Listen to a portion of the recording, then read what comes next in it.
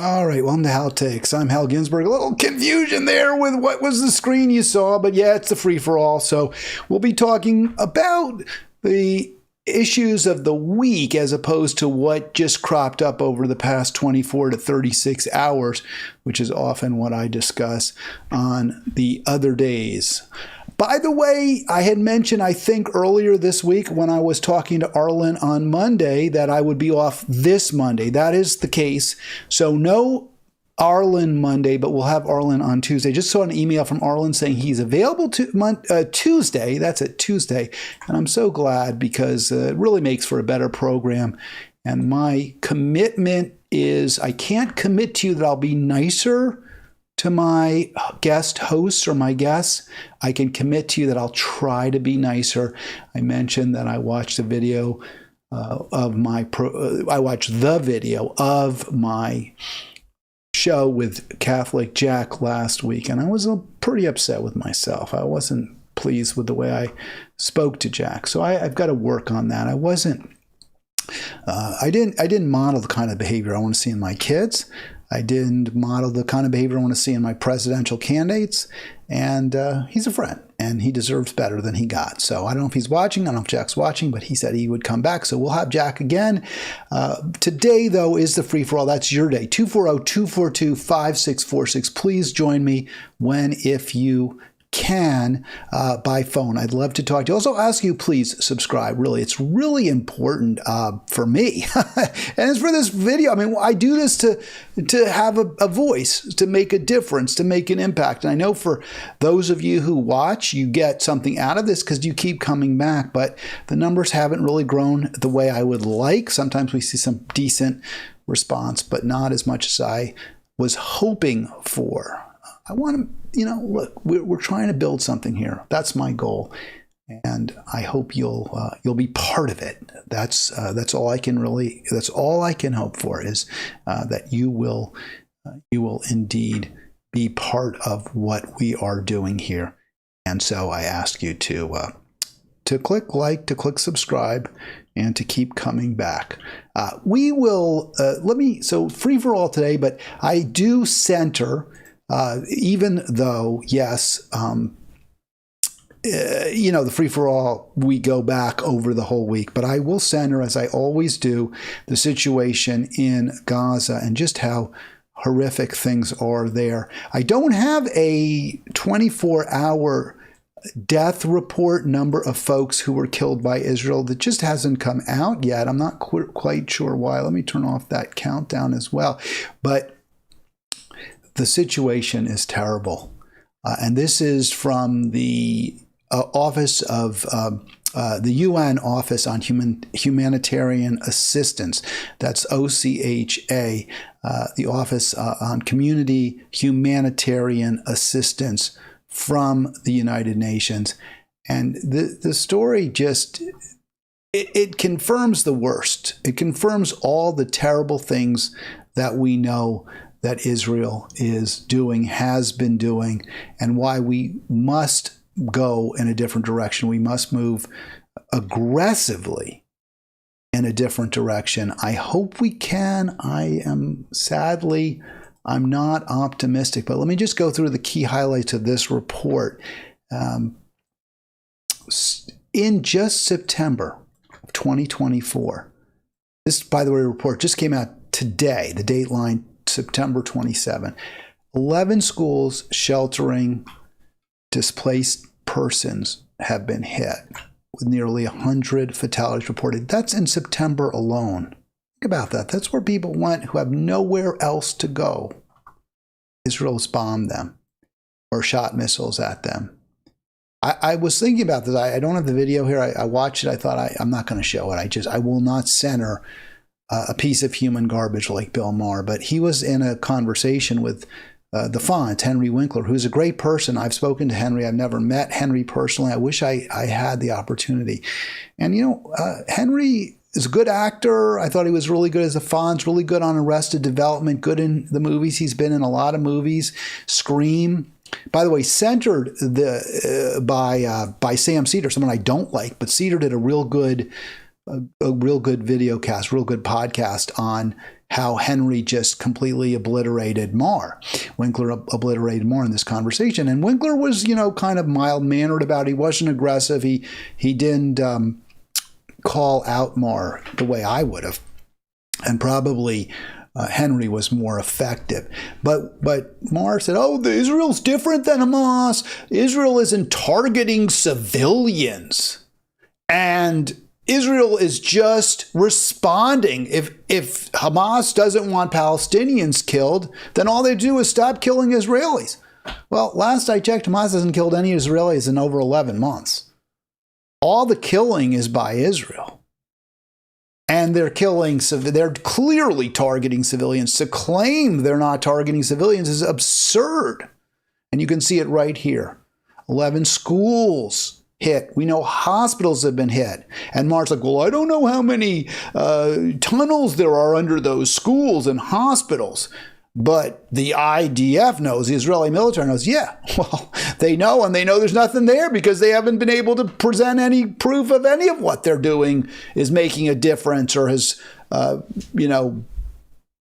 stopped Hamas. If they had, presumably, if that was their real goal, they would have stopped killing. But they just keep killing day after day, month after month. Now it's going to be year after year. We can't support, that's just not okay. It's not okay to vote for somebody in the Harris-Biden administration because they are not just complicit, not just accessories. They are part of the conspiracy to eradicate Palestine at this point. All right, the displaced people, who I think are well over half the Gazans now, live in abysmal conditions. This is what Israel's done. Limited food, water, and other necessities. Flooding, water crises obviously will follow. And that means cholera. That means polio, because those are waterborne diseases. Probably malaria as well.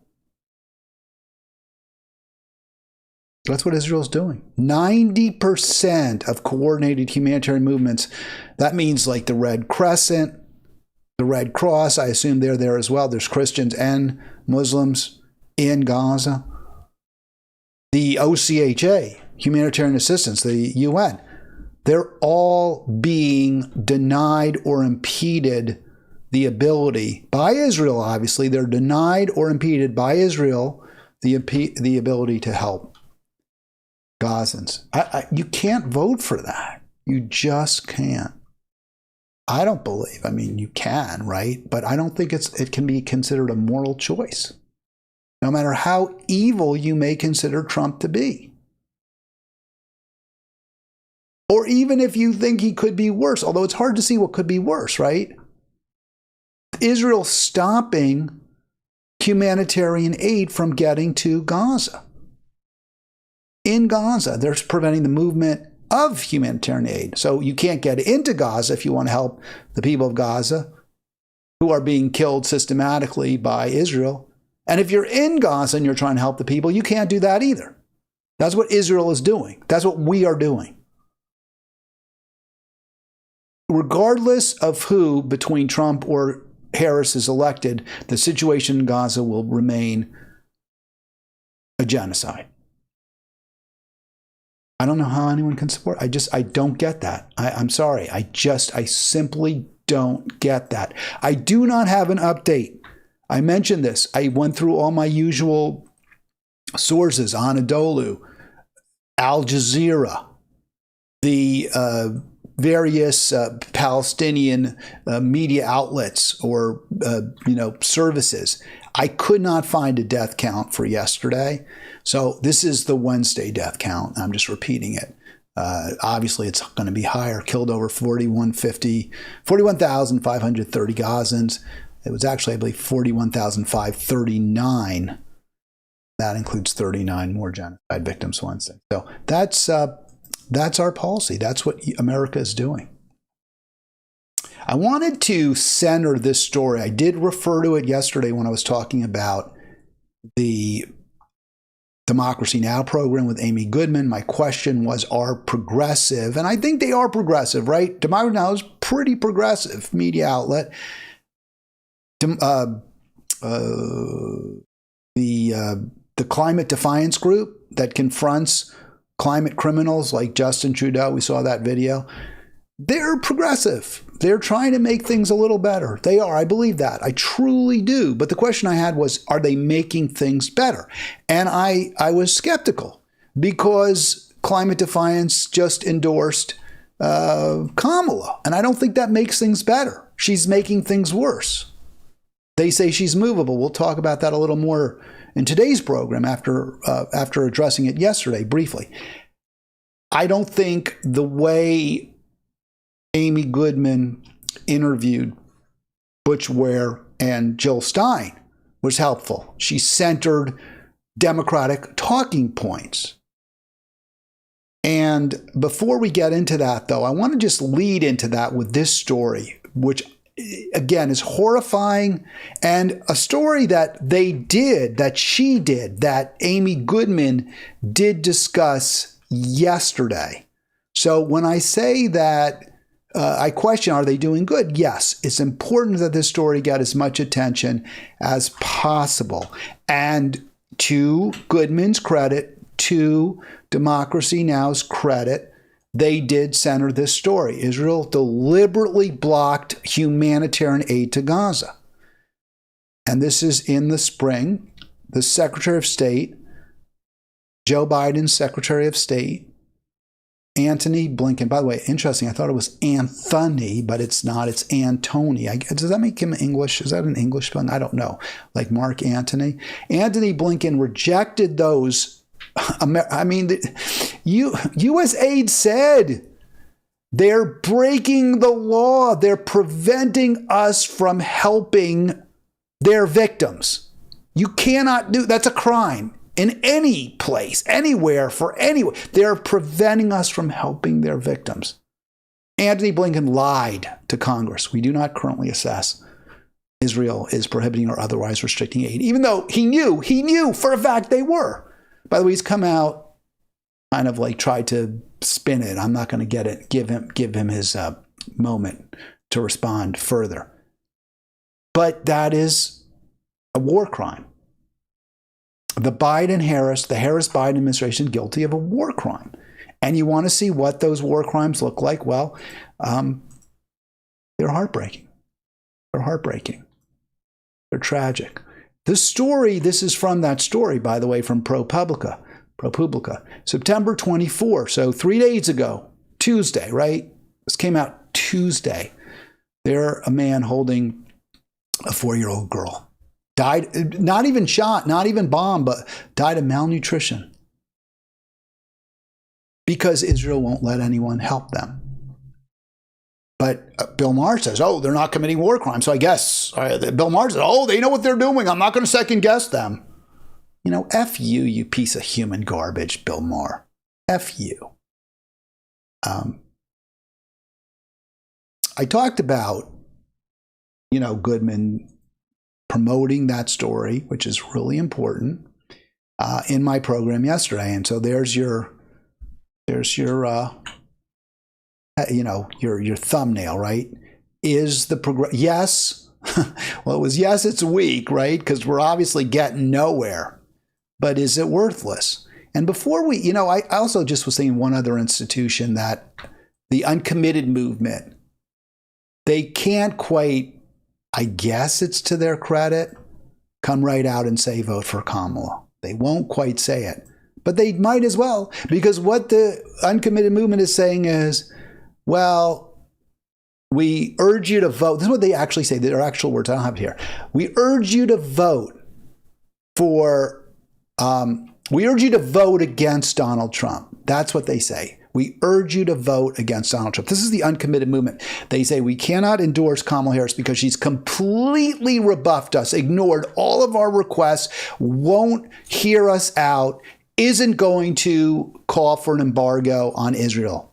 So we can't endorse her, but we do ask you to vote against Trump. And by the way, don't vote for a third-party candidate because that won't help. So it's mind-boggling. That is not only a weak progressive left, a worthless progressive left.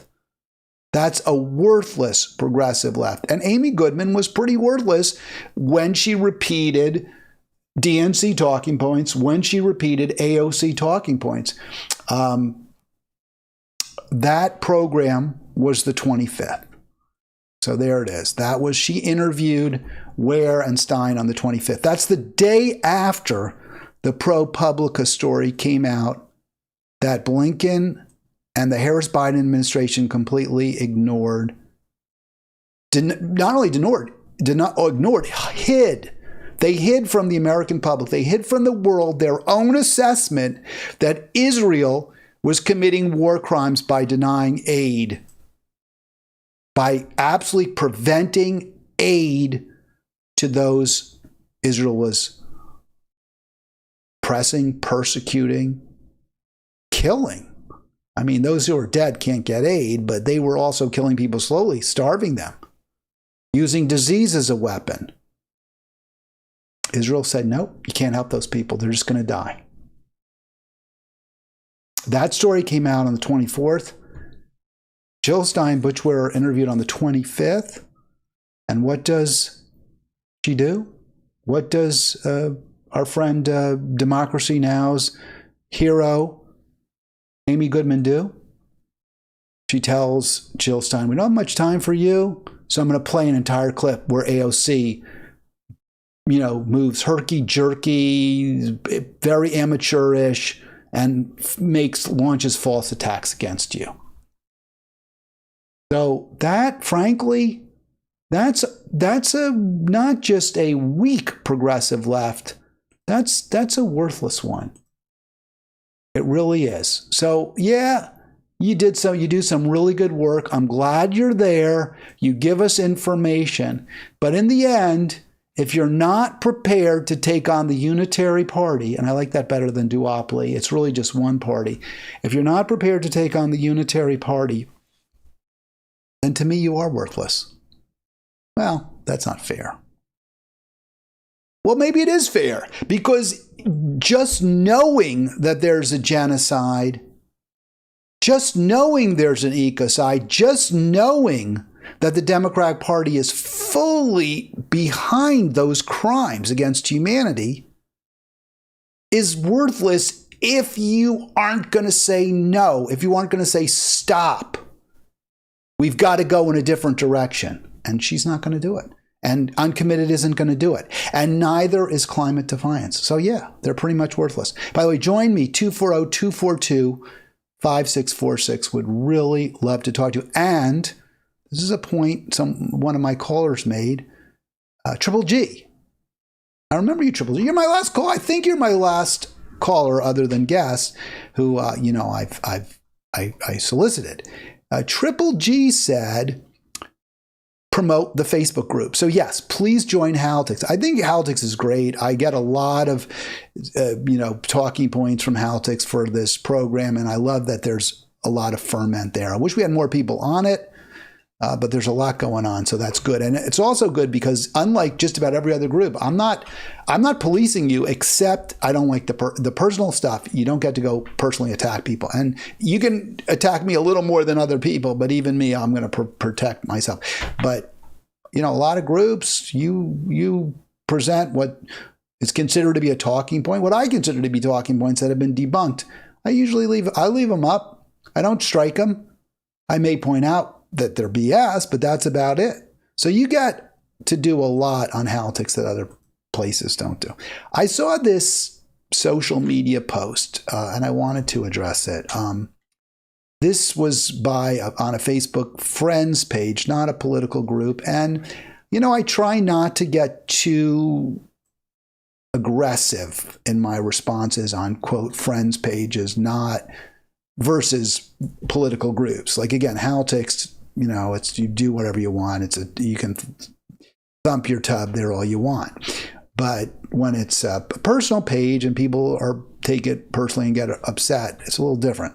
So this I saw on a friend's page. The most chilling part of the last 6 years is knowing that more than 40% of this country cannot recognize pure evil when they see it. Okay, that's an attack on Trump. That's an attack on Trump's supporters. These ignoramuses don't get that he's pure evil. But here's the problem with that. What the Harris-Biden administration is doing with respect to Israel, and frankly, with respect to Ukraine, is pure evil. It's pure evil. There's no other word.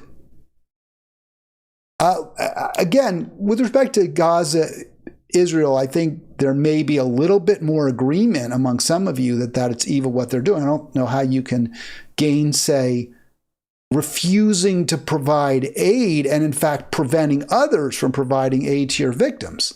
That's just evil. I think we get that. A lot of you will say, well, that's not true about Ukraine. We're on the right side. We're standing up to evil, the evil Putin. We've got hundreds of thousands of deaths in the past 2 years. They were avoidable. There could have been a peace that would have left Ukraine whole. The same borders. The only thing that Putin, he was, willing to make. He really didn't ask for anything. The only thing is maybe a few of the easternmost provinces would be demilitarized. I don't think they even had to be occupied by Russia. What he wanted was a commitment, no NATO, and no Western weapons in Ukraine. And that's reasonable. We said to Russia, you can't put missiles in Cuba. We didn't control Cuba. Cuba was an independent country. But we said, hey, don't put your missiles in Cuba. And I get that. I understand that. Russia's saying, hey, Ukraine has this enormous border with us.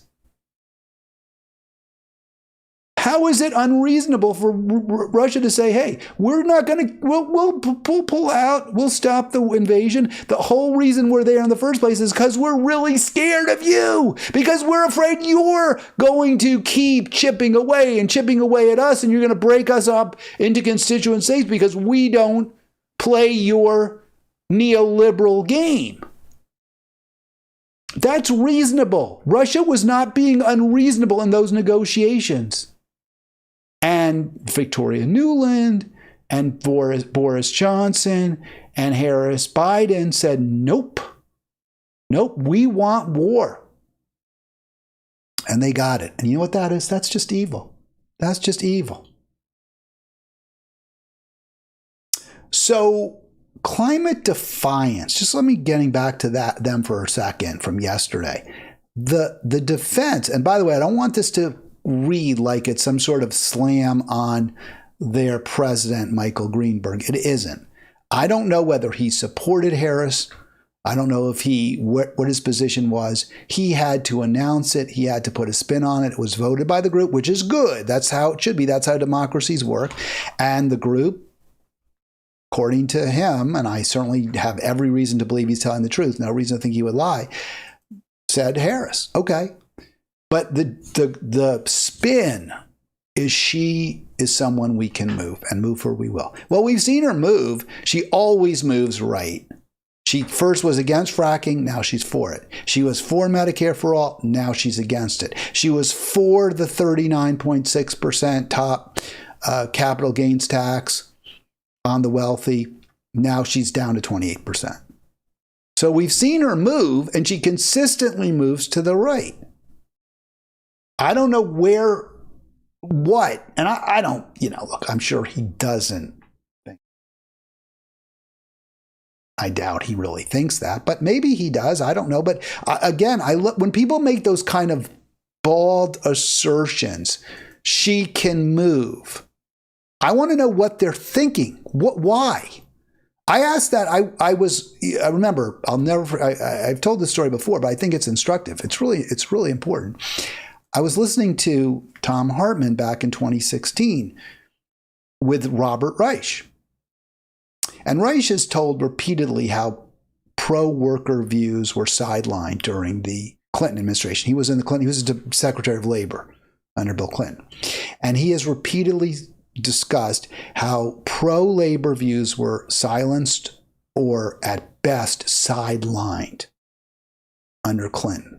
What mattered was what corporate elites wanted. What mattered was what billionaire donors wanted. What mattered was not what was good for working Americans. So you saw NAFTA pass, right? You saw a massive increase in prisoners, federal and state, based on the omnibus crime bill that was championed by, among others, Joe Biden, Hillary Clinton. And that put a lot of money in the pockets of private prison operators, among many other people who profited from locking up more black people than any other president ever has in American history. So under Bill Clinton, Robert Reich has rightly pointed out ways in which working people's interests were routinely ignored, dismissed, undercut. But he came out for Hillary, right? He came out for Hillary. And he said during the conversation with Hartman, I think she'll be a great president. I think she'll be a great president. So I called in. I so wanted to ask him, why? Why do you think she'll be a great president? What has she done that causes you to believe that? What has she said that causes you to believe that? When has she ever campaigned in a way that makes you believe she'll be a great president? Of course, I didn't get on the program. Hartman would not put me on. I had called several times, and I tried to even change my name a little bit, but I guess he knew who I was. He wasn't going to put me on. And I don't want to change my name too much, because if I'll say something like it's Hal, or it's Cal, or it's Sal, because I don't want to come on and say it's Fred, and then I start talking. He's like, oh, it's Hal Ginsberg. I thought you were Fred, or whatever. We're going to go, or just cut me off. So if I say my name is Sal, and he says, let's go to Sal, I can say, oh, no, Tom, it's Hal. It's Hal. It's like maybe they heard it wrong, right? So he can't quite accuse me of getting on the show under false pretenses. In any event, that's my little secret. Didn't work out. It's worked on other shows. Didn't work with him, though. So I think he just wasn't going to put anyone whose name Al. Maybe he would have put it on Al. I don't know. But I couldn't ask that question. But if you're going to say something like, oh, she'll be a great president. Oh, we can move her. Why? What's the basis for that assertion? If you don't have any basis for it, or if you can't articulate one, don't say it. Don't hand me a turd sandwich and tell me it's ham on rye. Please. That's not how we make things better. All right, here's Kamala with Oprah a week or so ago. Maybe it was 2 weeks ago now in Detroit. I present this. She's going to have a couple clips for you. This has made some rounds, but this is to the question of, can we move her? Can we move? Think about this when she gets this question asked. That's right. Hi, Oprah. Hi, Madam Vice President. It's nice to be. By the way, I want to say something about this. This young woman here, she's going to talk about some of their financial struggles. And I could be totally wrong, but her hair looks really nice. Maybe this is sexist for me to say. I'm sure she had her hair done for this appearance and spent a lot of money to do that. And I feel bad for her because she doesn't have a lot of money. But I understand she wants to be on TV and look good. Totally get it. But was it worth it? Did she get her money's worth for her nice haircut, her nice hairstyle, her hairstyling? Let's find out. Yes. Hi. And so what did you want to say to the vice president? Oh, look, they're so excited. This is the thing. Of course, power is so intoxicating. They're in the presence of the vice president, very likely next president, and Oprah. I mean, of course, they're excited. They're giddy. I wish we didn't have this cult of celebrity, but this is how people are. I mean, you could go back 100,000 years. And I'm sure if you got an audience with the king or the chief of your tribe or whatever, you were really excited. I don't know if they had kings back then, but you had an audience with the king 1,000 years ago, 2,000 years ago. Wow, I got to meet the king. It doesn't matter how bad the king is. You got to meet the king. You got to hang out with the queen. Oh my gosh, how exciting. Fine, that's how we are as humans, but let's make sure the king doesn't have too much. And that everyone has enough. That's not the society we live in. President, we are, like many, many young Americans, just experiencing a very high cost of living. We ended up giving up our apartment, moving in with our parents, who were so gracious to take us in for over a year so that we could save money and ultimately buy a home. because that's what we thought the American dream was, to get married and buy a home and have a baby. And now here we are, and our mortgage is incredibly higher than what we thought it would be. And my sister and our brother-in-law are living with us right now so that they can hopefully one day do the same. And while it's beneficial for us because they help us pay off some of our mortgage, it's also beneficial for them because they can save on cheaper rent. But we really would love to know what your plan is to help lower the cost of living. Yeah, first of all, thank you. So before we go to Kamala's response, I mean, it's a really important question. I mean, these folks are struggling. They work hard. They have to live with her sister, I believe, is what she said. It's not what we want. It's not what we've come to expect. Now, maybe what we all are going to have to live with, right? I mean, at some point, we're going to have to make do with less because we consume so much and we don't have enough in this world. But when there's a billionaire class that has five, each billionaire maybe has 5 houses, maybe more, 20 cars, jet sets all over the world, you don't get to say to people, well, you have to make do with less. We can only agree, we can only come together as a society and consume less per capita if the richest, the most powerful, the most influential are the ones who do the most belt tightening. And they don't really live that much better than anyone else. Then we can say, okay, you know what? We only have so much. We can't consume more of it. Let's hear what, and I don't expect Harris to give that response whatsoever. But I do expect her to talk about how she's going to make things a little bit easier for poor, struggling, and working people with specifics. And maybe to say, hey, you know what? Oprah and me, Oprah and I, maybe we have more than we need. Way more than we need. So we're going to have to take a little less of the pie. Is that what she says? Thank you both for being here. And yours is a story I hear around the country as I travel. And in terms of both rightly having the right to have aspirations and dreams and ambitions for your family. And I mean, she starts to lose it almost immediately. Oh, I just blew that. I have to come back. I'll come back to that clip in just a sec. But you can see she's already, right? She's already struggling. She doesn't really have an answer. And I don't get how this is someone we can, view as an ally, as someone on our side. She can't even give a cogent, response. She can't even start with, well, this is wrong. We have to have a country that's affordable for everyone. And she can't do that. And then, presumably this can't be a new thing for her. She can't not have had this question. It's got to be prepared for her.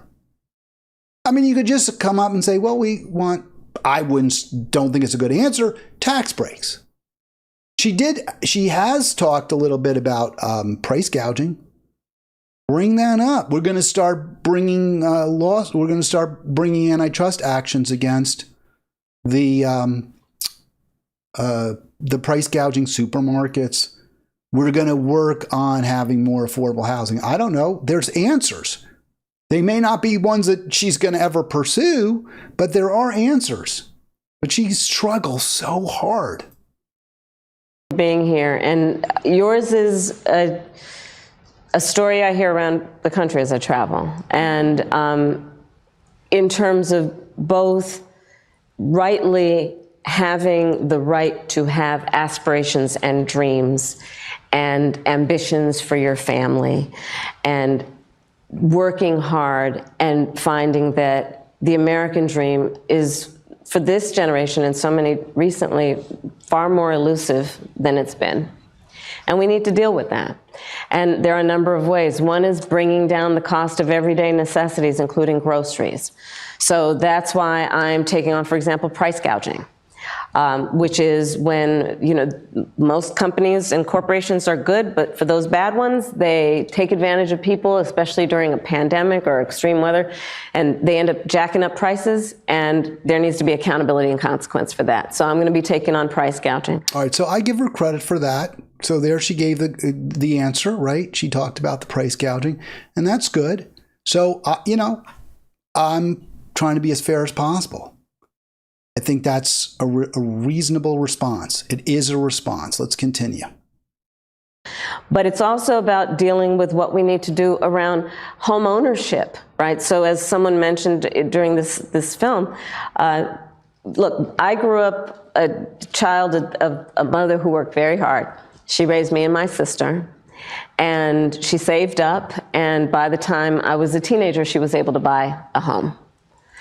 And we grew up actually for a long time in an apartment on top of a child care center that was owned by the woman we called our second mother, because she helped my mother raise us. And she was a small business owner, Miss Shelton.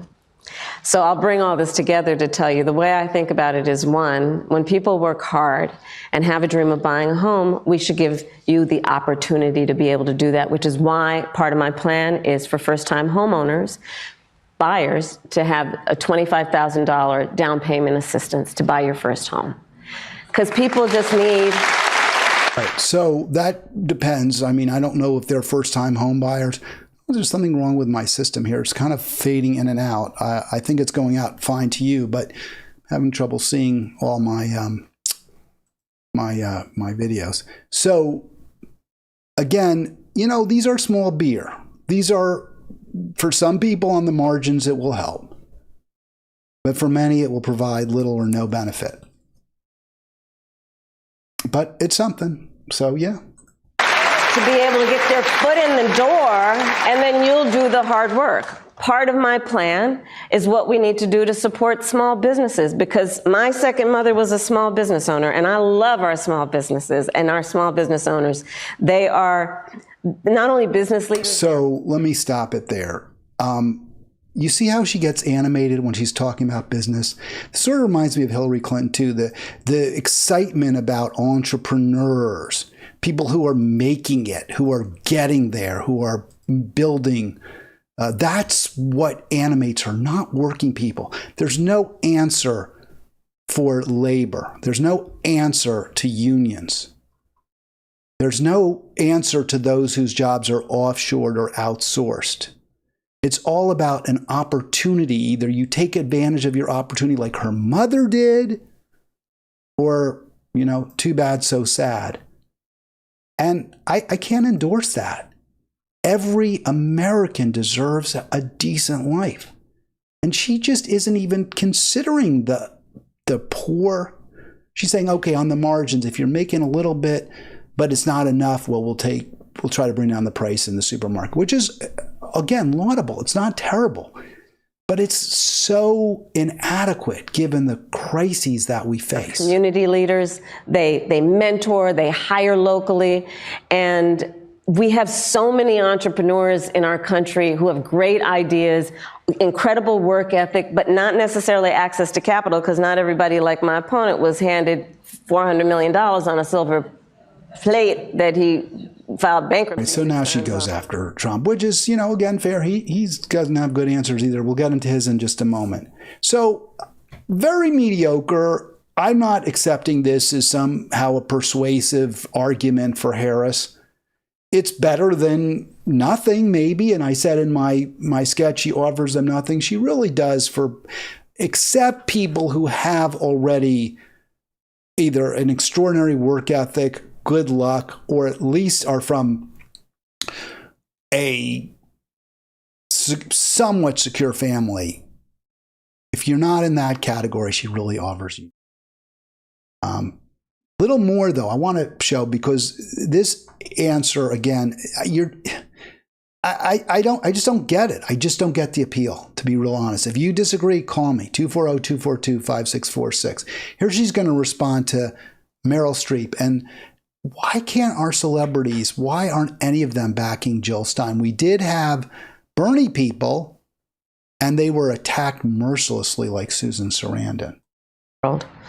We have historically and traditionally been able to walk in those rooms, chin up, shoulders back.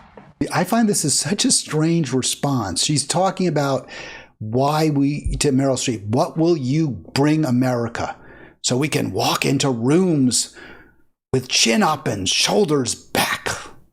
With the self-appointed and earned authority. Self-appointed and earned the importance authority. Of democracies. People around. We're destroying democracies, though. We're not making things better. We're taking away freedoms. And she's totally oblivious to that. They're watching right now. Because you see, the thing about walking into a room and being a role model is people watch what you do to see if it lines up with what you say. It's such boilerplate. I mean, who vetted this stuff? And it was all prepared. Remember, this wasn't a real town hall. Some of the questions maybe she didn't know were coming exactly, but this was all rehearsed with Oprah. And in that way, the consequences of this election are directly going to impact the American people and people around the world. That's what we're fighting for, and those are the stakes. And that's why we're going to win, because we know what we're fighting for, because we know what we stand for. Thank you, Meryl. I don't know what I don't know that. I don't know what she's talking about. Shoulders back. We're not fighting for democracies. We're not a role model. We're the worst kind of role model under the Harris-Biden administration. There's no commitment to doing things better. There's no commitment to wealth redistribution. Yes, for some people who are entrepreneurial, maybe they'll get a little bit of a better deal, she promises. I want to close the Harris discussion with this remarkable word salad that, again, how does she not have something better than this? Oh. Thank you, Meryl. What is on your heart to say to the American people as we have 47 days until November 5th? What's on your heart? By the way, I've never heard that. What's on your heart, right? What's on your heart? Is that an expression? I don't know. I presume it is. I don't know that expression. To say to particularly those people who are still undecided or maybe indifferent or on the fence still. We love our country. I love our country. I mean, is that like the worst acting you've ever? It's just remarkable. We love our country. Kind of that's not an answer to people who are wanting to know what you're going to do to make life better for them. What are the specific issues that you are going to take on to make life better for the American people? We love America. This goes to that whole, oh, she's joyful, she's happy. What is that? People who are barely able to survive, who can't afford their medications, who are looking at another rent increase, they're not thinking about how much they love America. They're thinking about how can they make it through the week. She's offering nothing. It's a pure platitude. How can people fall for this? No, we all do. That's why everybody's here right now. We love our country. No, that's not why they're there. That's not necessarily why they're there. I get why you love your country. Of course. I get why Oprah would love her country, although I think she probably has a lot of anger, too, at the terrible various terrible aspects of her childhood, where she grew up very poor and was sexually abused, I believe. And nobody did damn thing about it. But that kind of statement, we love her, I mean, it's who can fall for that? We take pride in the privilege of being American. I don't take pride in the privilege of being American. I don't need... Really? What? Proud that we're supporting that you're supporting genocide? Really? And this is a moment where we can and must come together as Americans.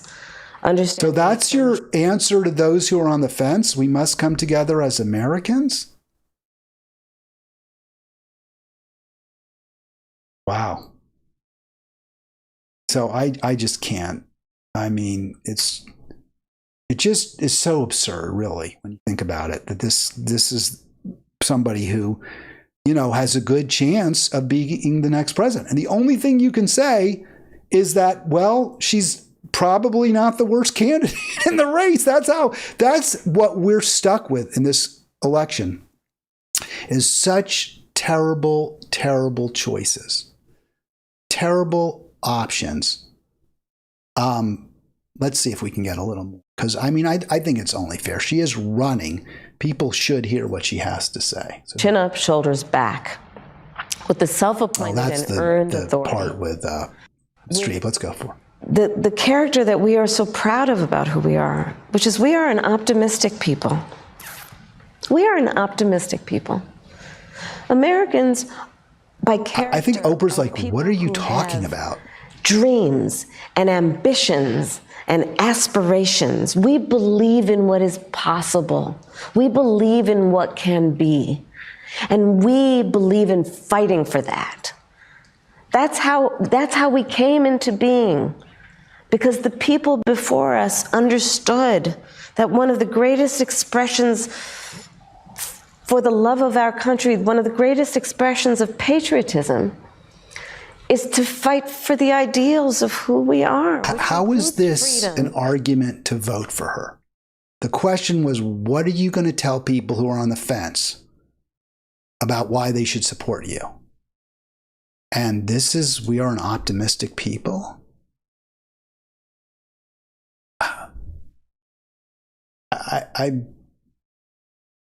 Aren't you angry? Aren't you angry that it's a plausible argument that she's the better choice compared to the Republican, that your choices are that horrific, that abysmal, that you have to choose between a completely empty suit, totally vapid, intellectually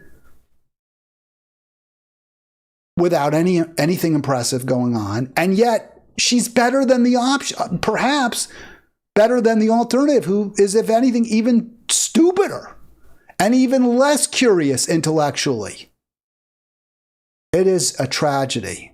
I'm not proud. I'm embarrassed to be an American under these circumstances. To make decisions about your own body, freedom to be safe from gun violence, freedom to have access to the ballot box, freedom to be who you are and just be, to love who you love openly and with pride, freedom to just be. All right, so that's her argument. It's terrible. It's so poorly. According to Crystal Ball, it works for her. I'm amazed. If that worked for you, please call in. Please let me know how that could have worked for you. It just was vapid, gobbledygook nonsense. All right, I want to get to, been going on for a while now, haven't we? So it's a free-for-all, so I respond to comments, what people have to say. And that's one of the things I love about Halitics. So I've been, I get it from both sides. People, you support Trump, because you don't like Harris and you're critical of Harris. So therefore you support Trump. You want Trump to win. Obviously I don't want Trump to win, but I don't want Harris to win either.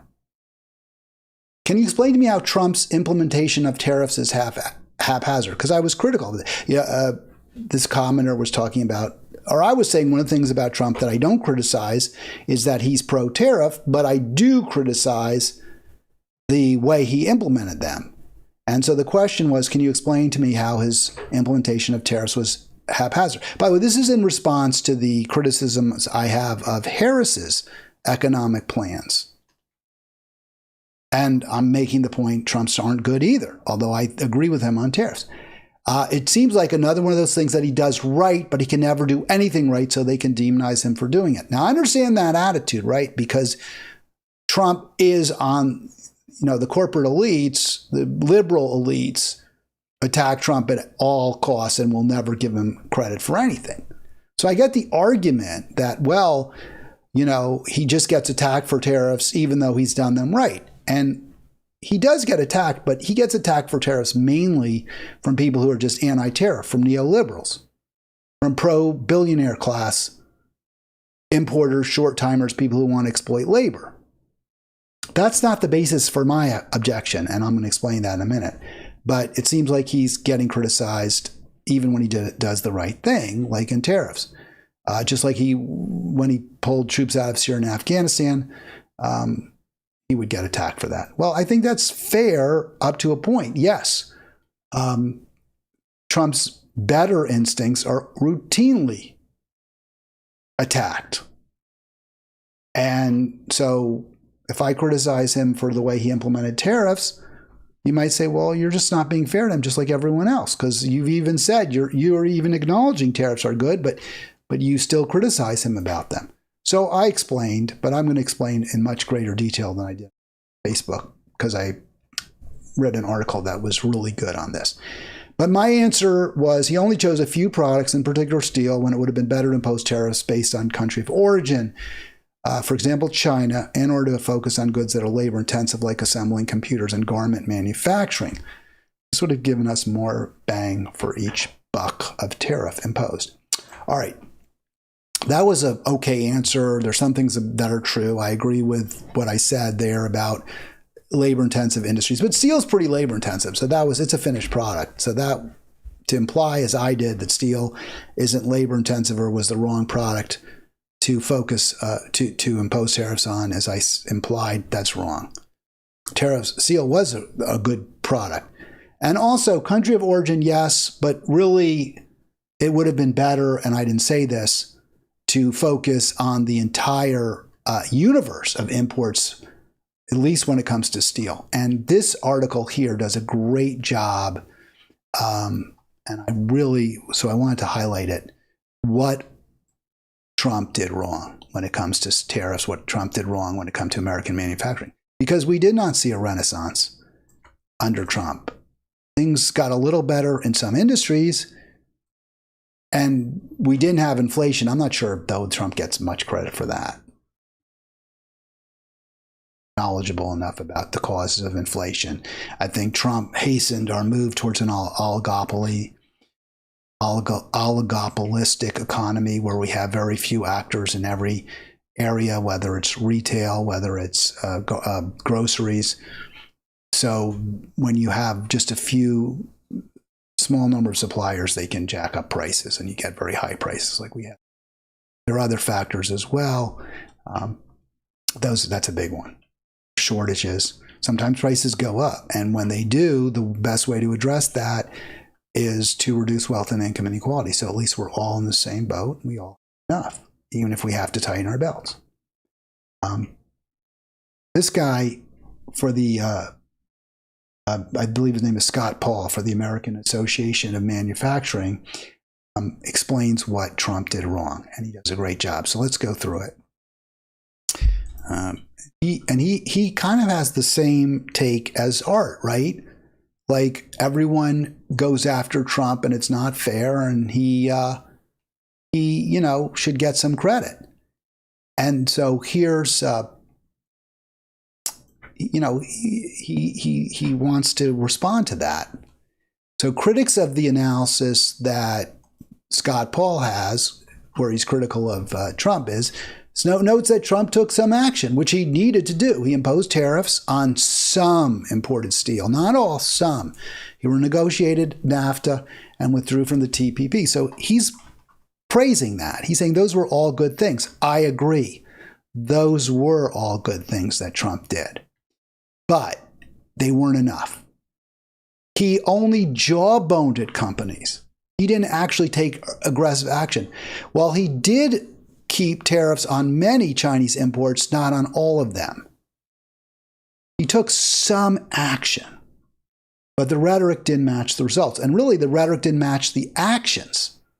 So regarding steel, he says, I believe the 232 tariffs must remain for perhaps several years. There's a oversupply, right? There's too much steel out there. So that means you get countries like Canada dumping cheap steel in the United States, companies like China dumping cheap steel, which destroys our steel industry. That's a problem. So we need to keep the steel tariffs, says Scott Paul. But the problem with the Trump tariffs is they only covered 30%, not all steel. And that's a big reason that the Renaissance was short-lived. Because once the tariffs kicked in and we saw the price of steel rise, yes, plants began to manufacture more steel. But cheaper steel from countries where tariffs were not being imposed, or on which steel from those countries was not being imposed, like Canada, made up the slack quickly. And that's why we didn't see more steel jobs, more steel production in this country. Well, that's a great point. It wasn't systemic the way Trump imposed the tariffs. And then he continues. He brings up this Foxconn example, where Foxconn's a Chinese manufacturer, a company that manufactures in China and assembles computers. I think they're the biggest assembler of Macs. And Paul points out one of his biggest wins was a promise from Foxconn to build a big facility in Wisconsin. But it was an empty promise. They never followed through on it. Only a few workers there. So why didn't it work? Because it was only a promise. There wasn't an actual, and there you go, please click subscribe. There wasn't an actual policy, a carrot and stick approach that really gave the business to companies that did not manufacture in the United States. That's why tariffs are so good if they're across the board, just like a fossil fuels tax. You're taxing the bad. You're saying if you don't make products for America, in America, you will pay extra. It will cost you. If you sell or if you buy a product that hurts our country, that hurts the world, like a fossil fuel, you have to pay for that. You have to pay for that privilege, and you have to pay through the nose. And guess what? People would stop buying fossil fuels, and people would stop buying imported goods. Or to put it a different way with regard to tariffs, the tariff isn't imposed on the consumer. It's imposed on the person who actually brings the imported good into this country for distribution and sale. That person, that individual, that company will pay. And if they have to pay too much for it, they won't do it because they won't be able to sell the product for a profit. And, right, because they had to pay out of pocket a whole lot of money and they can't recover it from raising their prices. Because if they try, they'll be undercut by domestic producers. People won't buy it. So what's the problem with that? Trump didn't use the word shall. He didn't say, you bring in cheap plastic wrap from China, you shall pay a high tariff. He said, we're going to encourage you to do the right thing. Well, that wasn't good enough. It's like, we're going to encourage you to put solar panels on your roof. Well, encourage is nice, but the best way to encourage is to make the cost of not using clean green energy so high that you have no choice but to use clean green energy. Or at least you are very, very strongly incentivized to do it. Same with bringing goods into this country. The cost of doing so is so high that instead you're going to use American goods. You're going to distribute American goods. All right, and this is a really important point too, why Trump's policies weren't helpful. His fiscal policies, or they weren't very helpful, gave too or more power, even more, right? This is from a manufacturing guy, to Wall Street to dictate terms to American manufacturers. And they strengthened the dollar. making American exports less competitive. All right. Well, there you have it. You got to take Wall Street out of the mix. That means breaking up the big companies. You give more power to Wall Street, that means you're allowing more consolidation in industries. You're allowing for more mergers, more acquisitions by the big fish eating the small ones, less price competition, less competition for labor. So the labor market is weakened. And the bigger and wealthier a company is, the more they can get around issues like tariffs with just extraordinarily cheap manufacturing overseas. So these are all areas where Trump failed working people, even though the tariffs are the right solution.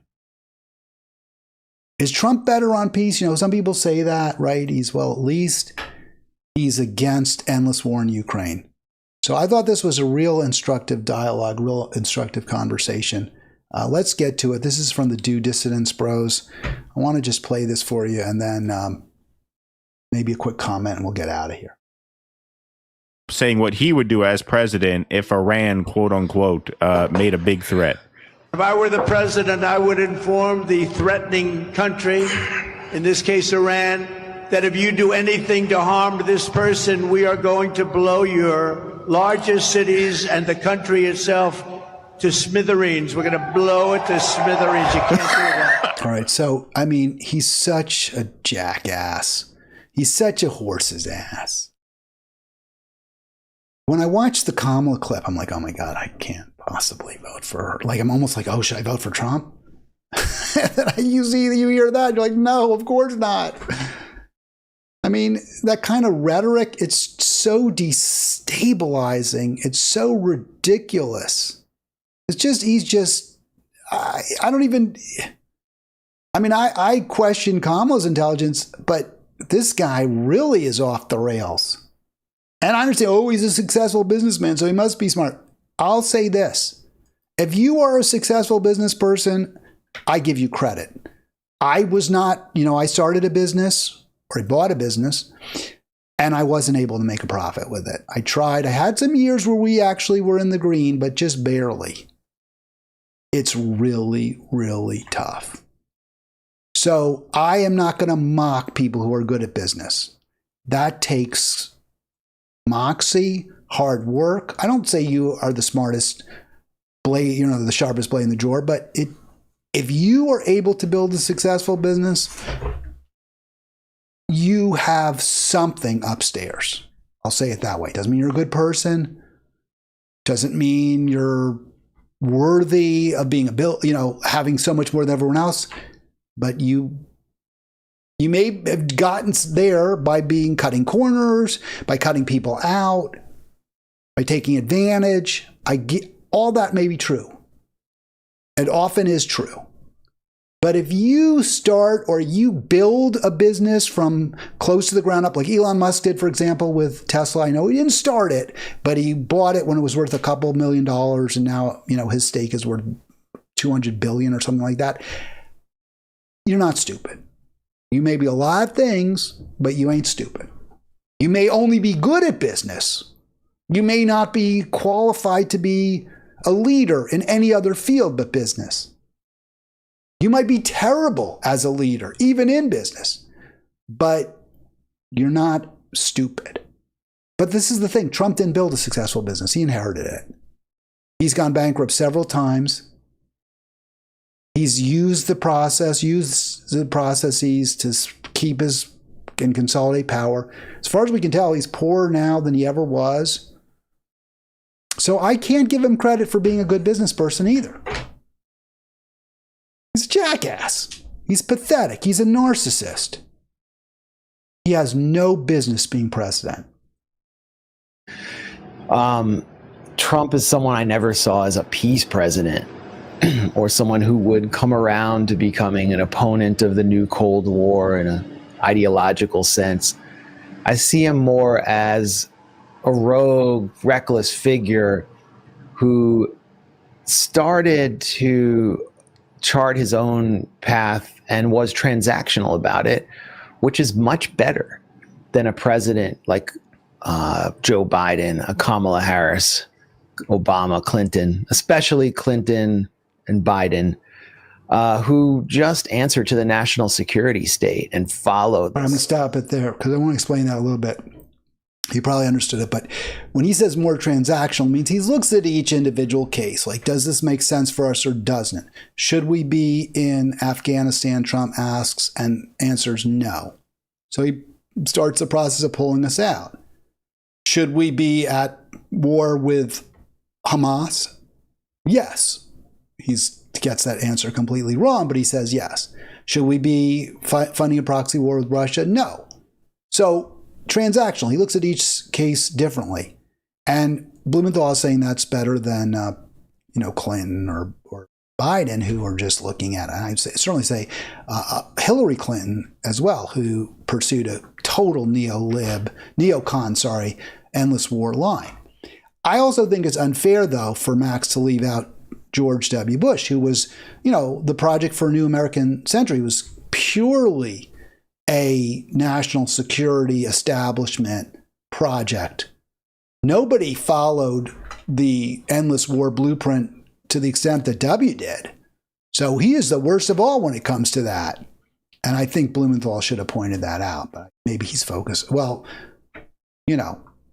but Clinton, Bush, Obama, and Biden, Harris are all in line in terms of their policy, their foreign policy. And it's terrible.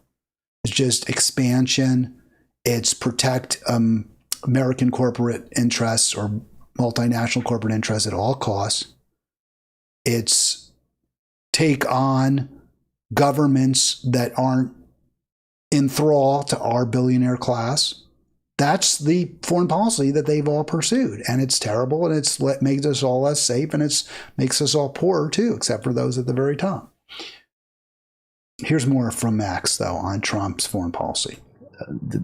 The consensus line that has guided administrations since the end of the Cold War. Oh, since the end of the Cold War. So let's go to this a little more there. Let's see.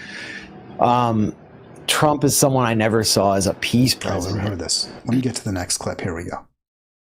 They sort of lost control of Donald Trump. They're not sure what he's going to do.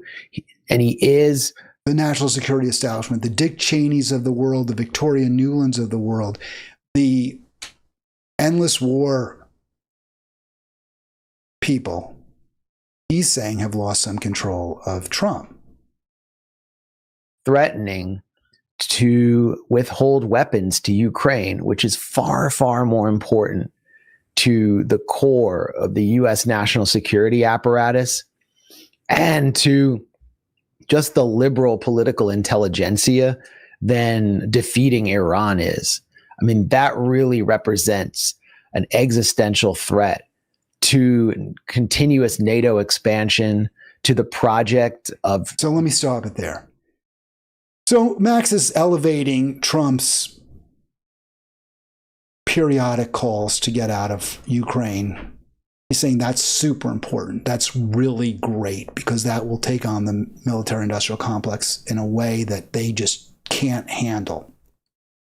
And for them, that's much, much more threatening than any benefit they could get from an endless war with Iran or from a war with Iran. So I get what Blumenthal is saying. What Blumenthal is saying is that the establishment, the Dick Cheneys, the Hillary Clintons, the Newlands, what they want more than anything is that this war against Russia continue ad nauseum.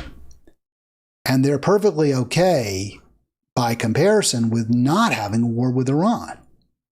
Whereas Trump is going the other way. Trump's saying, well, I'm going to blow Iran to smithereens. Well, I'm going to say they're both awful. No, it's not okay to, and I'm not saying Max is saying this, but the idea of a war with Iran is so wrong. In the end, it could be as destabilizing as the endless war with Russia. It's insanity. And Max isn't saying it's okay, but it's insanity for us to be looking at more Middle East destabilization which is what Trump is going for. And by the way, what Harris does too. She's not like she's much better. They're both awful. Balkanizing and destroying Russia and preventing another power center in the heart of Eurasia from rising up. And Donald Trump is threatening to do it. All right, so he's saying that's a good thing.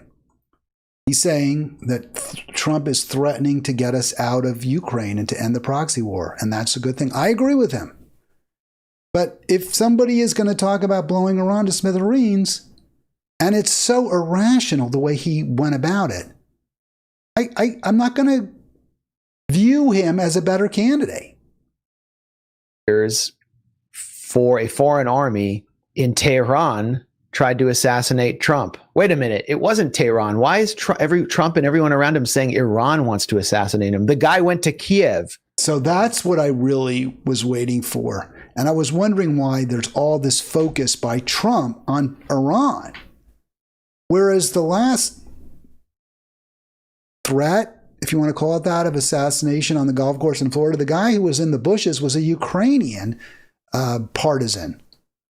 He wasn't a Iranian. He was activated, motivated by fear that Ukraine could be left out, hung out to dry by the Trump administration if there's another Trump administration. That's what he wanted to kill Trump to make sure that we would continue the proxy war against Russia. That's what it certainly appears to be the case at this point. So it's odd that Trump is talking about Iran. And it's very unfortunate, too, because Trump should have been using this to say, no, no, no. This is the problem. We shouldn't be there in the first place. And people are so worked up and so motivated to continue an endless war with Russia that they'll kill me for it. It's Ukraine partisans that want to kill Trump, not, or at least one, right? Not Iran. Ryan Roth went to Kiev. He was all about Ukraine. He was radicalized in Ukraine. He had contacts with figures in the Ukrainian military. He was going to meet with the Ukrainian SBU, which was trained by the CIA. And he was there despite having 74 arrests in the United States. He never did jail time, arrested twice at least, with what was called a weapon of mass destruction with an assault rifle. He held a standoff in 2002 with the police. His son was just arrested for child porn possession. I mean, this guy is one of the most suspicious figures, and the key link is to Ukraine. And the Republicans, not just Donald Trump, Senator Mike Lee, so many other figures, they're all pointing the finger at Iran. All right, so again, you're seeing how completely morally bankrupt and fundamentally dishonest our foreign policy is. Both parties.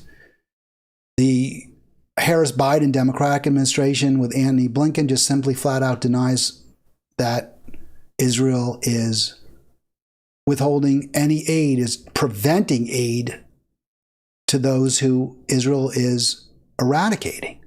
And they deny it. They say it's not happening, even though it is happening. But they deny it because if they acknowledge it, then they'd have to stop supplying Israel with the weaponry. At least that's what the law would require. So fundamental dishonesty on the Democratic side, fundamental dishonesty on the Republican side. The threat to Trump came from a Ukrainian, well, I guess American, but an American who is a diehard, dogmatic Ukrainian partisan. But that doesn't suit the Republican narrative because they are all in for war with Russia too. They're bought and paid for by the same exact people that the Democrats are. The military contractors, the oil and gas industry that's salivating at eliminating a competitor for sales of fossil fuels in Europe. Right? Our oil and gas industry doesn't sell quite as much fossil fuels and the LNG, liquefied natural gas, as it could and would like to in Europe because of the supplies coming from Russia. So they're salivating at the chance to neutralize Russia and prevent them from being a competitor. And they're backing both sides, both horses, both the Republicans and the Democrats. So that's why Trump is falsely claiming it's Iran that may have, excited to the point of a potential assassination a partisan, but it's not Iran. It's Ukraine. Makes sense. So what's going on here seems like they're just following a political playbook presented to them by Donald Trump's largest backer, Miriam Adelson, who promised him $100 million in a super PAC. $100 million. I mean, it's shocking that anyone can give him that much, but it's especially shocking when it's just an Israeli who runs the Israel America Council. All right. So, I cut it off there. It doesn't, whatever. The point is that Trump, no less, perhaps even more than Harris, is in thrall to Israel, is going to be indebted to Israel. And just like Harris, his foreign policy will be to do whatever is act genocide, deny when Israel's refusing, the least, doing, the most indecent thing it can possibly do, which is prevent needed food, water, clothing, energy, sustenance to get into Gaza, and Anthony Blinken, Kamala Harris, Joe Biden deny that's the case, so they can keep funding war machine, keep killing Gazans. Well, Trump would obviously do the same thing. Both have promised war with Iran. You'll see nothing different. Maybe things would be a little better in Ukraine if Trump was president. Probably they would be, I suppose. That's not good enough for me. There is one good candidate, and the people who watch that show we were just watching, Due Dissidents, right? They know who that one candidate is. You know who that one candidate is. That's the candidate we have to support. And just so you know, just so it's all clear, these are the most recent posts at that video before I went on air. So Trump equals clown. Yella Von Jella writes, I would never vote for Kamala, meaning Kamala, but Trump just convinced me not to vote at all. And then you see the replies. We'll get to those replies second. And then Peltier, it's the U.S. version of peace. And then Stein 2024, 33 likes. 30 likes for I would never vote for Mama, but Trump convinced me not to vote at all. But 33 for Stein 2024. What's so disappointing about that video is that the Due Dissidents bros don't mention, and neither does Max, and I believe Max supports, I'm not certain about this, but I believe Max does support Jill Stein. I saw Max, I talked to Max at a Jill Stein event where he was, so I'm going to hope he does support her. But the Due Dissidents bros, despite the proof positive offered in that video that both candidates are totally disqualified to be president, they don't mention Jill Stein. But the commenters do. So in response to the I would never vote for Kamala, look at that. Stein, Jill Stein. And look at the thumbs up, 10, 4, 5. They get it. Even I like Due Dissidents. I think it's a good podcast. I really do. I think it's one of the best, except for they and Brianna Joy Gray kind of go back and forth for my favorites. They don't center Jill Stein. I don't think that quite makes them useless, but they should center her. That would be so much. That's what we need. We need Jill Stein. We need her to be elected. Before we end the program, I'm going to end it with Stein. My son posted this. He didn't post it. He shared this with me, and sort of one of those no comments. And I was just astonished by this. This is a children's book. This is a children's book. Isn't this problematic? I hope you think it is. I bet a lot of you like it. Hillary Rodham Clinton, some girls are born to lead. Of course some girls are born to lead. Hillary Rodham Clinton isn't one of them. First of all, how did she become a leader? Her husband thrust her into the spotlight. It's that simple. Nothing else that she did made her a leader. It's because she was married to the governor of Arkansas. That's how she became prominent in the Rose Law Firm in Little Rock. And then she was first lady. She's never been a leader, never a good leader.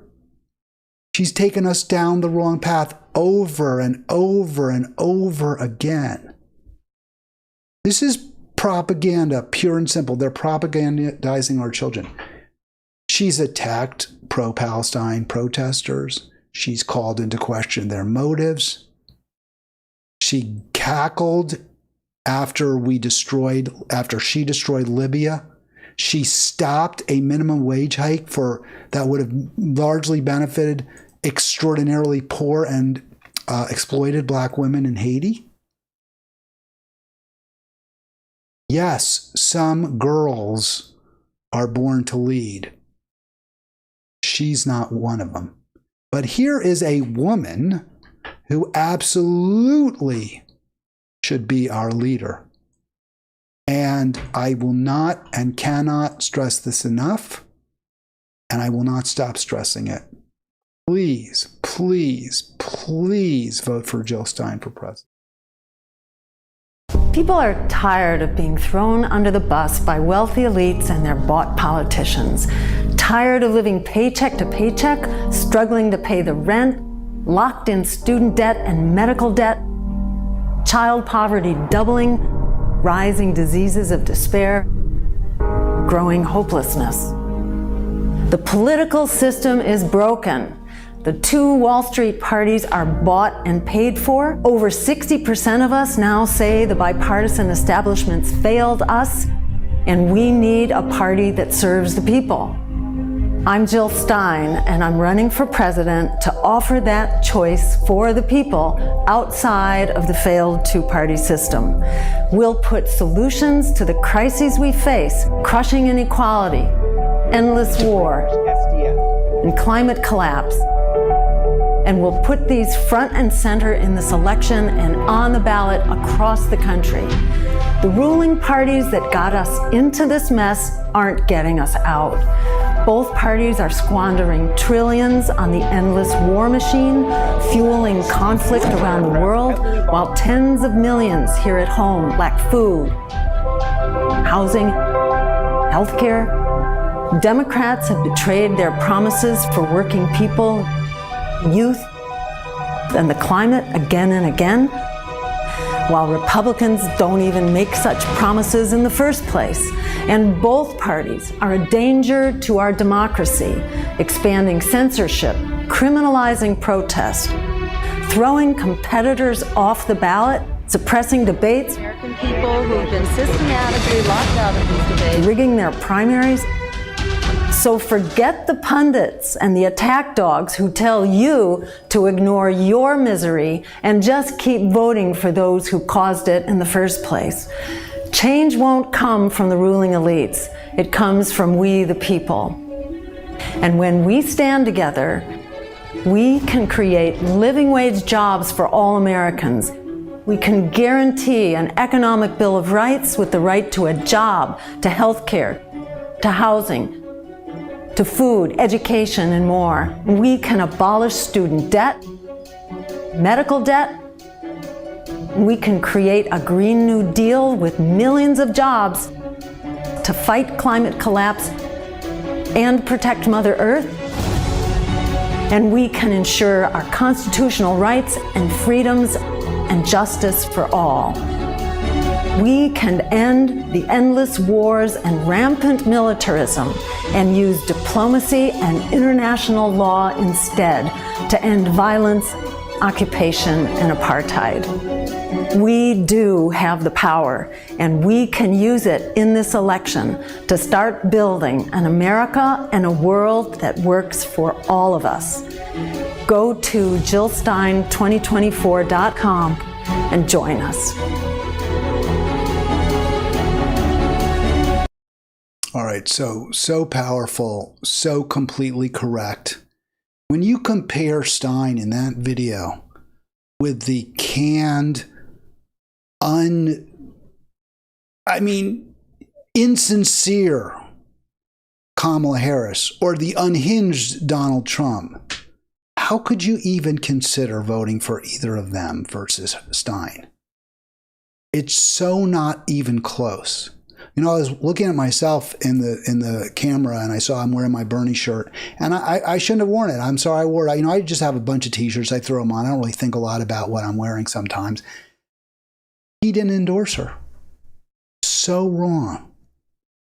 So misguided.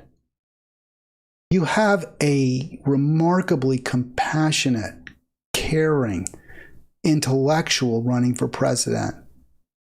And then you've got this amoral political animal, Kamala Harris, utterly insincere, and a nut, a narcissist, an autocrat, a fascist.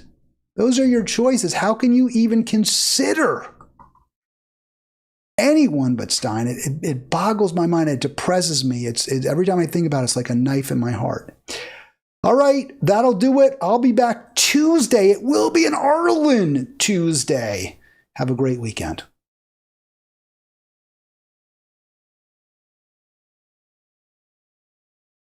Where am I?